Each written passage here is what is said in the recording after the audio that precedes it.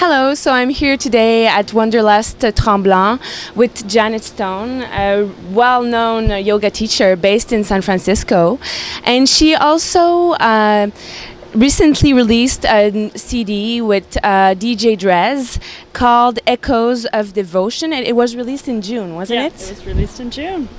So I wanted to talk to you about chanting because a lot of people are, how do I say it, uncomfortable with chanting, with mantras. Mm-hmm. So what exactly is chanting? Well, how long do you have? Not long. Not long. Well, let's keep it really simple then. You know, quite honestly, we get confined often within ourselves and we start to lock down in our voice and in our body. And chanting, we can just call it singing for a minute, is a vibrational activity that, you know, you can free up your voice also when done with other people. It's beautiful that we hear all voices together, whatever type of voice you have. It could be scratchy, small, low, high.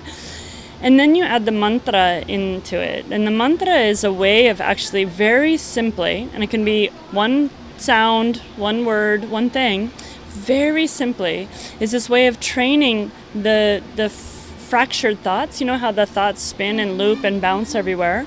It's a way of sort of training our attention on the moment. And the whole practice of yoga is all about entraining yourself into the present moment. However, the mind pulls us in all these directions. So, you know, let's just take Om. Om, Om, Om. You can simply recite. You can use English words, French words, one word.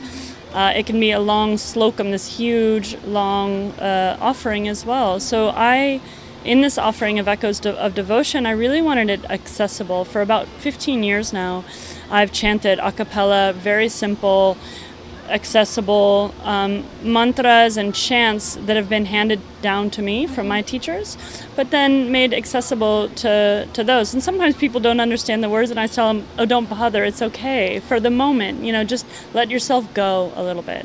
So we don't have to know the words to sing them.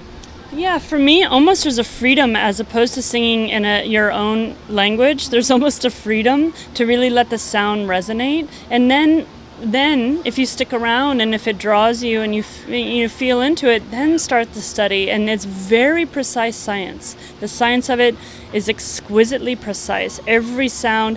But I think for us as we walk in and when we first wander in, let's start where we are. Let's start with just letting ourselves be a little bit more liberated in our self-love, self-compassion. Yeah? And what if we don't know the words, the exact words? Will it work? Will it... Yeah. You know, again, there's going to be many different people with many different answers. And my favorite is Jayu Tal, who's one of my bhakti teachers. He always says, hey, you know, when a baby cries, a mother hears it. It doesn't have to be the right cry. Like you're calling for that nurturance, that remembrance. It really is what you're calling for. And so if you don't cry it just right, it's still going to be heard and felt. And so let's give ourselves a little space to begin and just to start calling. And I will say as well that we are invoking many aspects of the one. So in this philosophy, there's really one. And yet they have many names. They are adorned in many different things. They come in many different shapes. The elephant-headed guy, the monkey guy, the lotus lady. So it's so fun to see all these aspects. But really that represent just one. And so what are the benefits of chanting?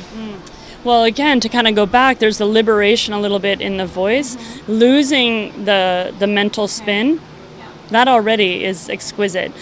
And, you know, for those who maybe grew up in church, they know, you know, when they start singing, it's like, oh, they're not logically trying to get to the point of the thing.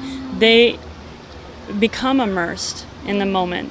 And it's really just this about unification, this way to reunify your own self.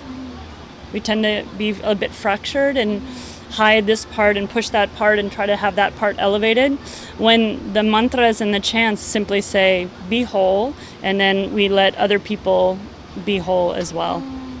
And finally, what would you say to someone who's really not comfortable with chanting in a yoga class, for example?